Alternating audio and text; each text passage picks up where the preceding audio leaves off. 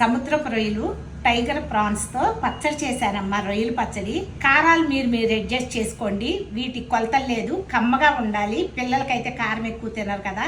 నేను ఎలా చేశానో మీరు ఒకసారి చూసి చేసేయండి. మసులుతో నీళ్లలో ఉప్పు, పసుపు బాగు చేసి పెట్టుకుని రొయ్యలను కూడా వేసేయండి. పొంగు వస్తుంది కదా, జల్లిబొట్టులోకి వంచేద్దాం. వడగట్టుకున్న రొయ్యల్ని వేసేయండి. ఒకసారి తిప్పేయండి, వేయించేద్దాం. అప్పటికప్పుడు దంచుకున్న అల్లం వెల్లుల్లి పేస్ట్ వేసేయండి. కడిగి పెట్టుకున్న కరివేపాకు కూడా ఒక గుప్పెడు వేయండి. ఇలా బ్రౌన్ కలర్లో వచ్చేసింది అల్లం వెల్లుల్లిపాయ పేస్ట్ కూడా. ఇప్పుడు స్టవ్ ఆఫ్ చేశాను కదా, ఆ నూనె వేడికి ఇంకొంచెం మగ్గిపోతాయమ్మా. ముక్కలు ఎక్కువ ఉండాలి, కారం తక్కువ ఉండాలి. కారం, ఆవపిండి, మెంతులు, జీలకర్ర పౌడరు, మసాలా వేసి ఒకసారి కలుపుకున్న నిమ్మరసాన్ని కూడా పోసేయండి. పులుపు కారం చూసి కలుపుకోవాలి. సరిపడినంత కూడా వేసుకున్నాం. నచ్చిందా తల్లి? నచ్చితే కనుక మీ ఫ్రెండ్స్కి షేర్ చేయండి అమ్మా.